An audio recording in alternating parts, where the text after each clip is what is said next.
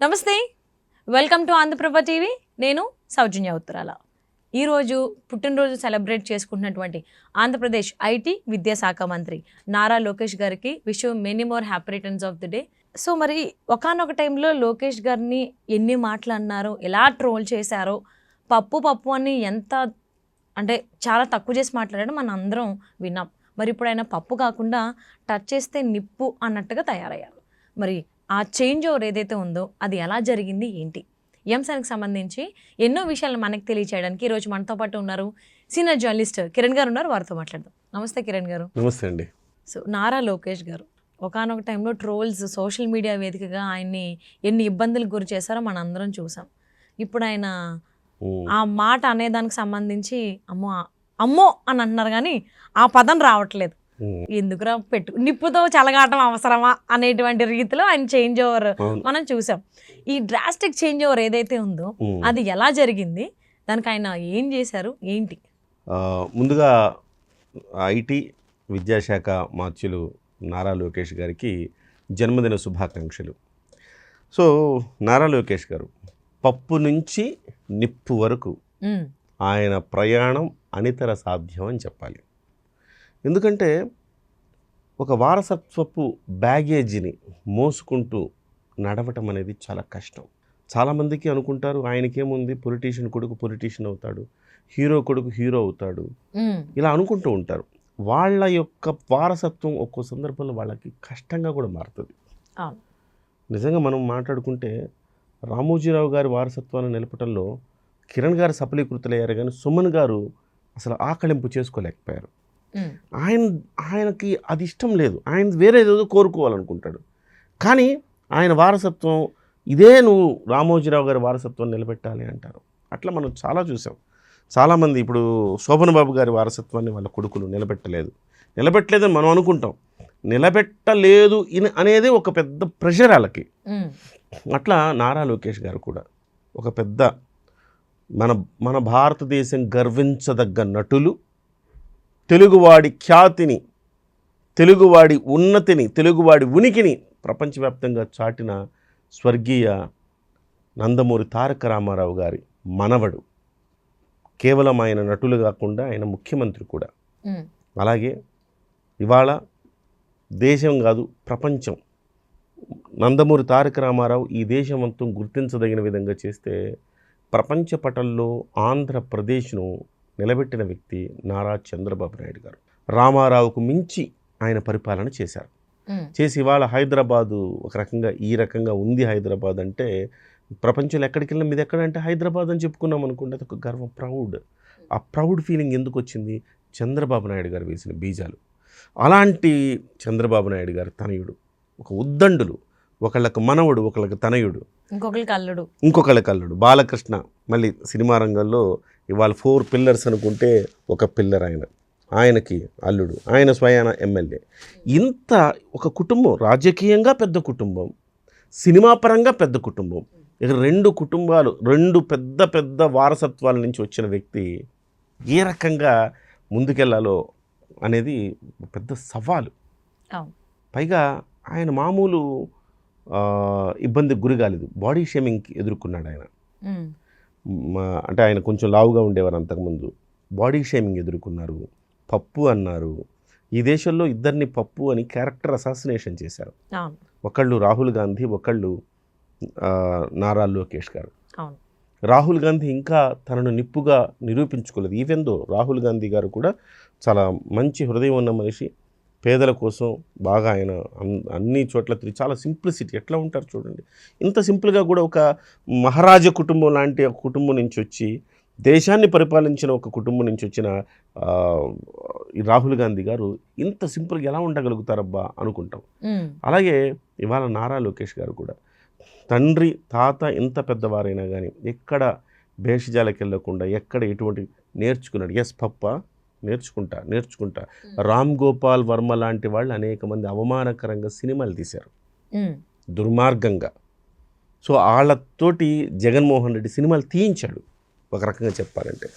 అలాంటి స్థితి నుంచండి ఇవాళ బాడీ షేమింగ్ ఎదుర్కొన్న నారా లోకేష్ గారు సన్నగా తయారయ్యారు. అంటే అసలు ఈయనేనా అంటే ఈయన ఇంతలా చేంజ్ ఓవర్ ఆయనలో మార్పు జనాలకు చూపించగలుగుతారా? ఎవరైతే వేలైతే చూపించారో నోటి మీద వేలేసుకునేలాగా చేశారు.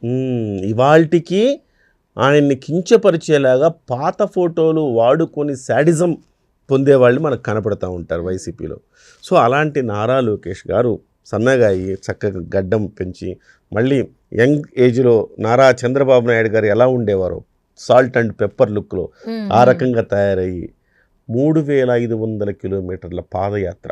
తండ్రి వద్దన్నాడు, తల్లి వద్దన్నది లేదు, నన్ను నేను నిరూపించుకోవాలి, ఈ ప్రపంచానికి నేనేంటో మీ ఇద్దరికి తెలుసు, కానీ ప్రపంచానికి నన్ను నేను నిరూపించుకోవాలి, నన్ను నేను కొత్తగా పరిచయం చేసుకోవాలి, నా స్టామినా చూపించాలి, నా యొక్క నాయకత్వాన్ని నేను నిరూపించుకోవాలని చెప్పేసి ప్రజల్లోకి వెళ్ళి సుదీర్ఘకాలం పాదయాత్ర చేసి ప్రజల కష్టాలు నష్టాలు తెలుసుకుని ఆయన ఇవాళ మళ్ళీ మంత్రిగా బాధ్యతలు చేపట్టారు. మొదటిసారి 2014 నుంచి 19 వరకు కూడా ఆయన మంత్రిగా బాధ్యతలు చేపట్టారు. కానీ కొన్ని విమర్శలు వచ్చినాయి. ప్రజాప్రతినిధిగా మీరు ఎన్నిక కాకుండా ఈ రకంగా డొంక తిరుగుడుగా మంత్రి అయ్యారు అని చెప్పేసి. సో రాజ్యాంగం ఇచ్చిన హక్కు అది ఎవరు కాదనలేనిది. ఎమ్మెల్సీ అయ్యారు, మంత్రి అయ్యారు. కానీ ఆ రోజు ఇలాంటి విమర్శలు ఎదుర్కొన్నాడు. 2019లో మంగళగిరిలో పోటీ చేశాడు, ఓటమి పాలయ్యాడు. ఎవరైనా ఓటమి పాలైతే సౌజన్య గారు నియోజకవర్గాన్ని మారుస్తారు. ఇక్కడ కాదు, మన సామాజిక వర్గం ఎక్కువగా ఉండే చోట పోటీ చేద్దాము, లేకపోతే వైసీపీ బలహీనంగా ఉండే చోట పోటీ చేద్దాము, ఇలా రకరకాలు అనుకుంటారు. కానీ లోకేష్ గారు సవాలుగా స్వీకరించారు. ఎక్కడ పోగొట్టుకున్నానో అక్కడే వెతుక్కుంటా అన్నాడు. కూర్చున్నాడు, ప్రతి వ్యూహాలు రచించి గల్లీ గల్లీ తిరిగాడు, ప్రతి ఒక్కళ్ళని పలకరించాడు. ఇవాళ మంగళగిరి అంటే అత్యధిక మెజారిటీతో గెలిచిన సీటు, రికార్డు మెజారిటీతో గెలిచిన సీటు.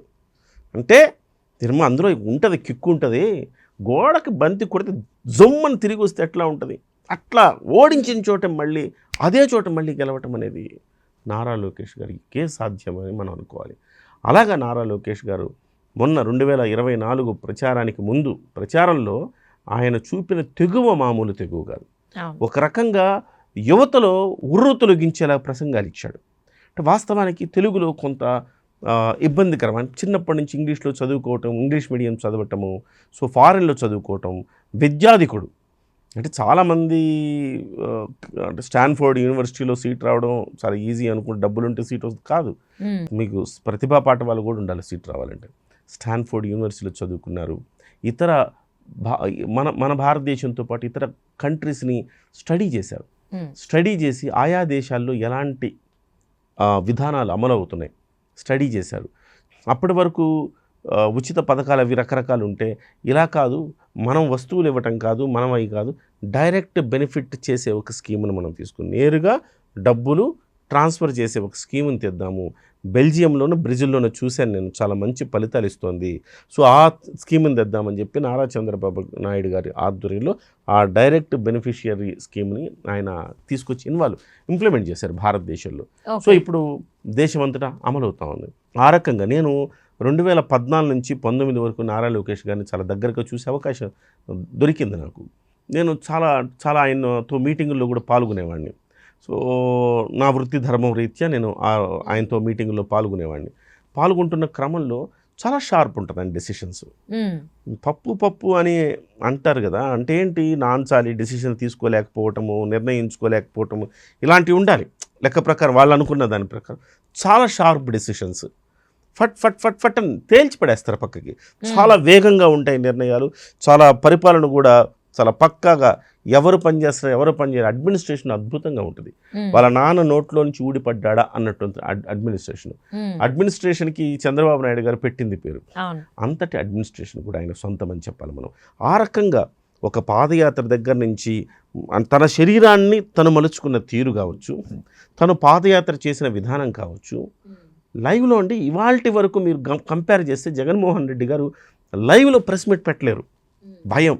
ఆయన లైవ్లో మాట్లాడడం, ఎవరు క్వశ్చన్లు అడుగు నన్ను అంటాడు, ధైర్యంగా క్వశ్చన్లు ఎదుర్కొనే తీరు.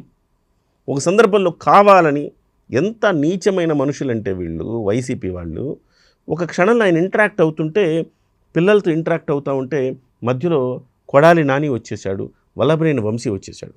ఈవెందో ధైర్యంగా మాట్లాడాడు ఆయన, వచ్చి గేలి చేసే ప్రయత్నం చేశారు. ఇలాంటి నీచ్ కమీన్ కుత్తేలు ఉన్న ఈ రాజకీయాల్లో అంటే సభ్యత సంస్కారం కాదు కదండి, అది అట్లా చేయడం తప్పు కదా. నేను ఇలా అన్నానంటే అంటే నాకు కూడా ఒక సగటు పౌరుడికి కూడా తప్పు అనిపిస్తుంది. అది కరెక్ట్ కాదు మీరు చేయటం అట్లా. తను ఆ రకంగా అక్కడి నుంచి అండి నారా లోకేష్ గారు ఎదిగిన తీరు చాలా అమోఘం అని చెప్పాలి. తనను తాను మలుచుకున్న తీరు, తన శరీరాన్ని, రాజకీయంగా తన మేధోశక్తిని, పార్టీకి సంబంధించి మీరు కోటి సభ్యత్వాలు చేయించడం అనేది మామూలు విషయం కాదు. కోటి సభ్యత్వాలు దాటిచ్చాడు.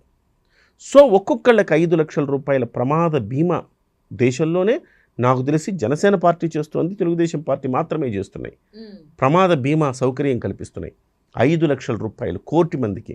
జనసేన అన్న సభ్యత్వాలు తక్కువ, కానీ తెలుగుదేశం సభ్యత్వాలు కోటికి పైగా ఉన్నాయి. కోటి సభ్యత్వాలు చేయించడం, వాళ్ళకి ప్రమాద బీమా చేయించడం, సుశిక్షితులైన కార్యకర్తలను తయారు చేయటము, పార్టీ కార్యక్రమాలు ఒకవైపు చూసుకుంటూ, ప్రభుత్వ కార్యక్రమాలు ఒకవైపు చూసుకుంటూ, సో ఇవాళ ఆయన ముఖ్యమంత్రి స్థాయికి కూడా నేను అర్హుణ్ణే అని నిరూపించుకోవటంలో సక్సెస్ అయ్యాడని మనం భావించవచ్చు.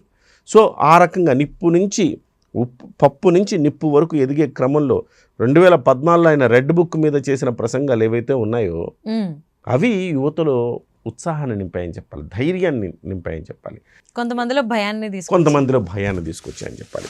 ఎస్పెషల్లీ అండి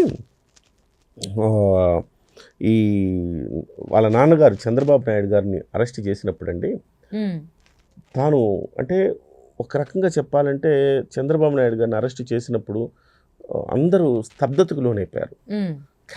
ఆ క్యాడర్లో ఉత్సాహాన్ని నింపుతూ ఒకవైపు వాళ్ళ నాన్నగారిని బయటికి తీసుకురావడానికి ఢిల్లీలో ఉండి ప్రయత్నాలు చేయడం, అదే సమయంలో లోకేష్ గారిని అరెస్ట్ చేస్తారు అన్న ప్రచారం జరగటము, సో తన అరెస్టు నుంచి తనను తాను రక్షించుకోవటం, తన నాన్నగారిని మనం బయటికి తీసుకొచ్చే ప్రయత్నాలు చేయటం, సో పెద్ద ఎత్తున లాబింగ్ చేయడం, ఢిల్లీ స్థాయిలో వెళ్ళి రాజకీయ నాయకులతో మాట్లాడడం, ఇవన్నీ కూడా ఆయనకు ఒక గొప్ప రాటు తేలటానికి ఒక అవకాశాన్ని ఇచ్చాయని చెప్పాలి. ఆ తర్వాత ఇవాళ ఐటీ శాఖ మంత్రిగా, విద్యాశాఖ మంత్రిగా పలు సంస్కరణలు తీసుకొస్తున్నాడు, దేశ విదేశాల నుంచి పెట్టుబడులు తీసుకొస్తున్నాడు, జూమ్ మీటింగుల్లో 1,00,000 కోట్ల రూపాయల ప్రాజెక్టులను ఓకే చేస్తున్నాడు. సో ఈ రకంగా ఆయనకున్న శక్తియుక్తులన్నీ కూడా రాష్ట్రం కోసం ఆయన పెడుతున్నాడు. సో ఇలాంటి వ్యక్తులు రాష్ట్రానికి అవసరం. చంద్రబాబు నాయుడు గారు, నారా లోకేష్ గారు, పవన్ కళ్యాణ్ గారు, ఇలాంటి వ్యక్తులు ఈ రాష్ట్రానికి అవసరం. ఒకవైపు పవన్ కళ్యాణ్ గారు తన దూకుడుతోటి ఇవాళ రాష్ట్ర రాజకీయాల్లో పెనుమార్పులు తీసుకొచ్చాడు. అదే సమయంలో ఈయన నారా లోకేష్ గారు ఒక తమ్ముళ్లాగా పవన్ కళ్యాణ్తో కలిసి సఖ్యతగా ముందుకెళ్ళటం, ఎక్కడ తగ్గాలో ఎక్కడ నెగ్గాలో తెలిసిన వ్యక్తి అని అంటాం కదా పవన్ కళ్యాణ్ గారికి అంటాం. ఆ పవన్ కళ్యాణ్ గారికి సరిపోయేదే అప్పుడు లోకేష్ గారికి కూడా సరిపోద్దని చెప్పాలి. ఎందుకంటే 2019కి ముందు పవన్ కళ్యాణ్ గారికి లోకేష్ గారికి మధ్య అంత సఖ్యత లేదు. రకరకాల వార్తలు విన్నాం, గాసిప్స్ చాలా విన్నాం మనం. సో నారా లోకేష్ గారిని పవన్ కళ్యాణ్ గారు విమర్శించారు, పవన్ కళ్యాణ్ గారు నారా లోకేష్ గారు విమర్శించుకునే పరిస్థితి. కానీ అండి రాజకీయాలు ఒక ఇద్దరు వ్యక్తుల్ని అన్నదమ్ములుగా మార్చేస్తాయంటే బహుశా ఆంధ్రప్రదేశ్లో చూసుంటాం. సో జైల్లో చంద్రబాబు గారు ఉన్నప్పుడు పవన్ కళ్యాణ్ గారు వెళ్ళి సంఘీభావం ప్రకటించడం, ఆ ప్రకటించిన తర్వాత అదే రకంగా అదే ప్రేమను తిరిగి నారా లోకేష్ పవన్ కళ్యాణ్ గారి పట్ల చూపించడం, సో ప్రమాణ స్వీకారం సందర్భంలో నేరుగా ఆయన పాద నమస్కారం చేయటం, వద్దొద్దని వారించడం లేదు అని చెప్పడం. ఇవాళకి కూడా ప్రతి ప్రసంగంలో నా సోదరుడు పవనన్న సూచన మేరకు చేశాను, పవనన్న చెప్పినట్టుగా చేశాం మేము అని చెప్పడం. సో ఒక సహృద్భావ వాతావరణం. సో ఆయన పప్పు నుంచి నిప్పు దాకా ఆయన మారిన విధానం చూస్తే డెఫినెట్గా ఛాలెంజింగ్ అనమాట. అది ఒక వారసుడు ఇన్స్పిరేషన్, ఒక వారసుడు ఒక పెద్ద డైనస్టీ నుంచి వచ్చిన వ్యక్తి, ఒక పెద్ద వారసత్వం నుంచి వచ్చిన వ్యక్తి తనను తాను మలుచుకున్న ఈ క్రమంలో తాను ఎన్ని నిద్రలేని రాత్రులు గడుపుంటాడండి.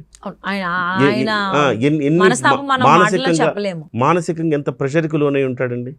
బాడీ షేమింగ్కి లోనైనప్పుడు ఎంత కుమిలిపోయి ఉంటాడండి. తన మీద సినిమాలు తీసినప్పుడు ఎంత ఓర్చుకొని ఉంటాడండి అవన్నీ.